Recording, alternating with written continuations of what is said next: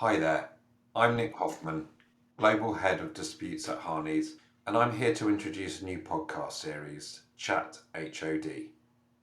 The idea behind this series is to provide you, our listeners, with a greater insight into each of our key jurisdictions, and to do so through a discussion with those that live and work there. Where better to start than where Harneys started, the British Virgin Islands. So, Chris, Claire, welcome to Chat HOD. Thank you, Nick. Thanks, Nick. Very good to be here with you. Chris, Claire, I just wanted to ask you about two specific areas that I know are important in your practices. Chris, contentious digital asset work, I know you're right in the middle of. So I think people will be interested in what that looks like in the BVI and how the courts have tended to treat that kind of work. Yeah, thanks, Nick. So we've seen some really exciting novel cases involving digital assets over the years. Going back a few years now, certainly we had a lot of crypto tracing cases. One of the examples of that would be the chain swap case, where the BVI court granted an injunction against persons unknown for the first time in this jurisdiction. That was against hackers who had stolen millions of dollars worth of digital assets. And it was also a case where a mixer had been used to try and launder the tokens, but we were successfully able to follow and recover those assets. So a really good outcome there, and a really interesting case, which was the first of its kind here. And since then, there have really been a mixture of other prominent cases involving digital assets. So we've had some very prominent liquidations. Many will be aware of the collapse of Three Arrows Capital and the various strands of litigation that have flowed out of that. More recently, as the use of blockchain technology has evolved, so have the issues and disputes. So last year we were faced for the first time with effectively liquidating a DAO, that's a decentralized autonomous organization, effectively an investment fund which uses blockchain largely in place of corporate entities to attract investment, hold assets, and make distributions to its stakeholders, who hold their interest in the form of tokens rather than shares. And unsurprisingly, there was no precedent for winding down an operation that was not being conducted through a formal legal entity, but we were able to persuade the BVI court that the appointment of receivers would be appropriate, who could then take custody of the treasury assets, make distributions to the token holders, and take actions to recover tokens, all as part of a court supervised process that served to protect against hostile creditor actions. The icing on the cake was that receivership was subsequently recognized in the US by way of Chapter 15 proceedings, which itself set new precedent. So we're seeing some really interesting developments and very much sort of first of their kind cases in the BVI, which has been a lot of fun and is great for the jurisdiction. And I suspect, actually, to those less well versed in what the BVI does, the diet, as I mentioned, to work would be perhaps a surprise, but you really are at the forefront of some of this work, and I think fantastic work is being done. Yes, I mean, I think there's always been a fair amount of trust work here in the BVI, but over the years, I think that's really grown as people have realised that using BVI trust is a very beneficial thing to do. I think as well, what perhaps is an advantage of having a BVI trust and having disputes in connection with them dealt with in the BVI is the willingness of our courts to deal with some of these in private. Now, just like the UK, we obviously have the principle of open justice. Most cases are dealt with in public, but those more administrative matters, the courts are quite open to dealing with those in private, just to avoid families, necessarily washing dirty laundry in public. I think as well, just a feature of being perhaps far away from major commercial or other centres is an advantage here if you're dealing with sort of private family matters, because, for example, I dealt with a very big trust case for a big Hollywood family, which I think if that had been dealt with in the courts in California or somewhere else would probably have been splashed all over the newspapers. Whereas even though it was a public hearing over here, just by virtue of us being further away, they managed to not have that all over the newspapers, which is obviously an advantage for families that are concerned about this type of thing. Yeah, absolutely. What should people expect from the courts in the BVI, Claire?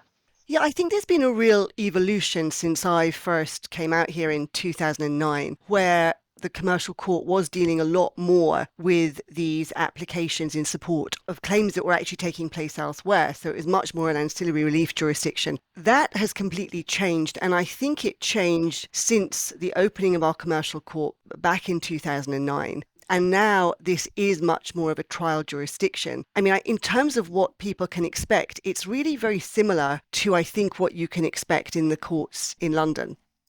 We follow a similar type of procedure. We have our own civil procedure rules, but they're very similar to those in the UK. The hearings are conducted in the same way. And in terms of timing as well, I mean, we often, as most litigation practitioners find, are under pressure from clients to get things listed quickly. Everybody wants their hearings to come on in the near future and their trials to come on quickly. We do actually manage to get things listed pretty quickly in the BVI. We have two very, very hardworking judges, and certainly we can get urgent applications on very quickly within a day or 2 days. And then other applications generally get listed within a month, 2 months. Again, it depends on the length of time you need for your hearing. But I think in terms of listings, we're again probably very similar to what you're seeing in the High Court in London. Both of you have been in the jurisdiction a while. Melding the notion of a sophisticated legal space with the realities of the BVI, how have you found that? Well, I'll let Chris answer that because he has the example of wading through the water. But I mean, I think obviously one of the big things for us was Hurricane Irma. That was where we were still dealing with very complex cases a couple of days after a major hurricane. And I think the jurisdiction is very, very resilient. That was a very, very good example of that because very quickly a system was set up where things could be done remotely. So in fact, we were very well prepared when COVID came because we'd already had that after Hurricane Irma. The court sort of relocated to St. Lucia. Chris, in fact, also relocated to St. Lucia for a very short period. And everything was up and running very, very quickly until we were back in the BVI again. So I think it's a very resilient jurisdiction. But Chris can certainly give his example of physical difficulties he has faced getting to court some days. Thank you. Yeah, it's somewhere where there's this quite stark contrast, I would say, between the sort of work we do on a day-to-day basis and life, in the office and in the courtroom, and then comparing that to life outside. And, we live on an island that many people will consider to be a sort of tropical paradise. It's beautiful rolling green hills, beautiful coastlines and seas. And that is an odd contrast. And it takes some time to get your head around the fact that, perhaps the infrastructure isn't the same as it is in other places where you'd be doing this type of work.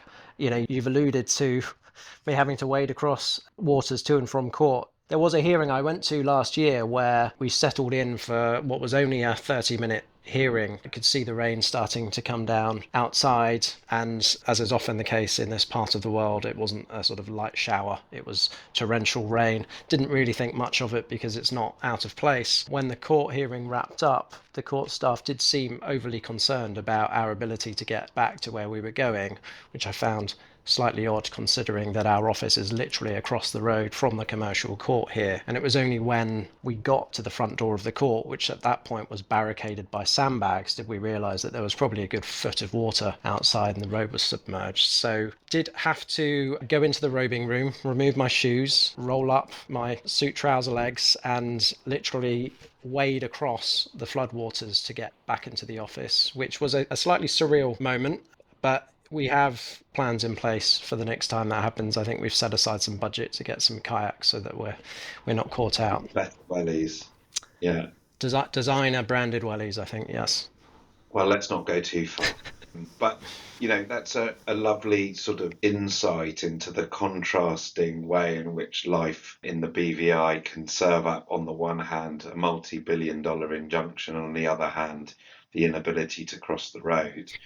It's a really powerful image, I think, for a lot of people who perhaps haven't been to the BVI to understand that these two worlds absolutely do sit hand in hand. You've had cause, I think, to have some important cases that will affect other jurisdictions in the common law world. I think it would be useful as a sort of endpoint just to mention a few of those, insofar as they're issues that come up for people internationally, thinking in particular of some of the corporate law cases, Geomatic, Green Elite, that I know you guys have been involved with, or the principles rather, that arise out of those cases. Perhaps, Chris, you could say a bit about that.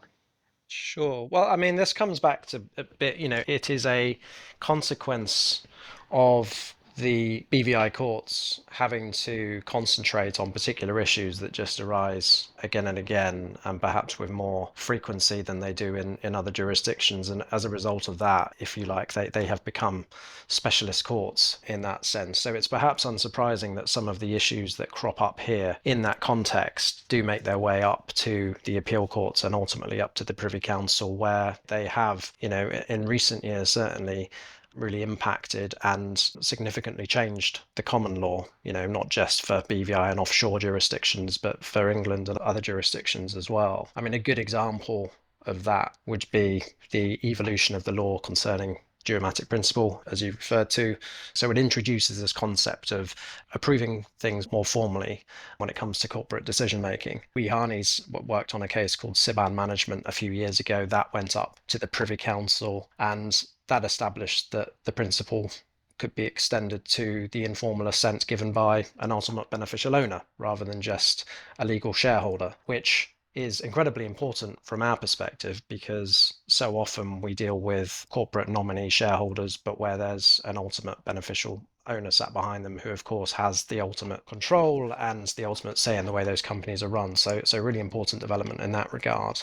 That's fairly common to see these big important principles being ventilated.